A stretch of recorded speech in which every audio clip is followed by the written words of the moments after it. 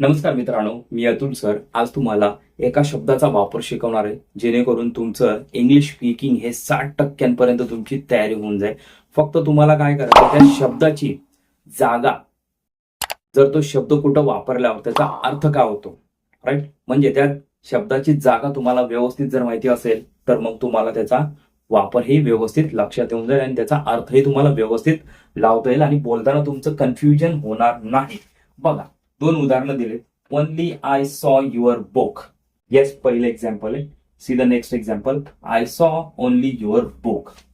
बघा, नियम काय म्हणतो, ओनलीची वाक्यातील योग्य जागा ज्या शब्दावर जोर देण्यासाठी ओनली वापरले जात आहे त्या शब्दाच्या अगदी आधी असते किंवा एखाद्या वेळेस अगदी नंतरही असू शकतं. बघा, म्हणजे तुम्हाला ज्या शब्दावर जोर द्यायचा आहे, काय, ज्या शब्दावर जोर द्यायचा त्या शब्दाच्या आधी तुम्हाला काय ओनली वापरायचं. म्हणजे बघा, ओनली आय, तिथं अर्थ काय, फक्त मी. काय, बघा, फक्त मी. I saw only your book म्हणजे फक्त तुझं पुस्तक. काय, बघा, लक्षात घ्या कन्सेप्ट कसा असतो. Only I saw your book, फक्त मी तुझं पुस्तक पाहिलं.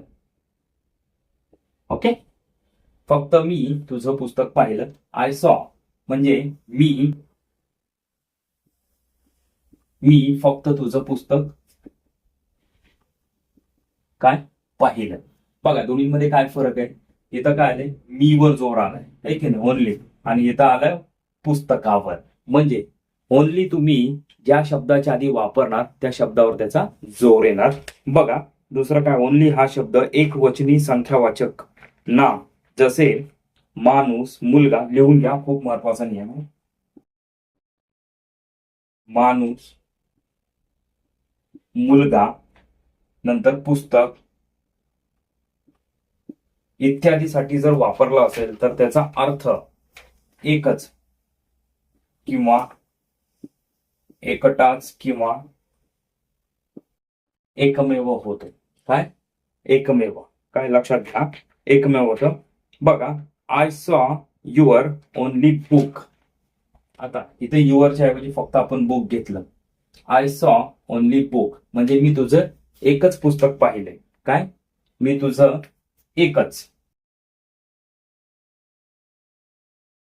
एकच पुस्तक पाहिलं.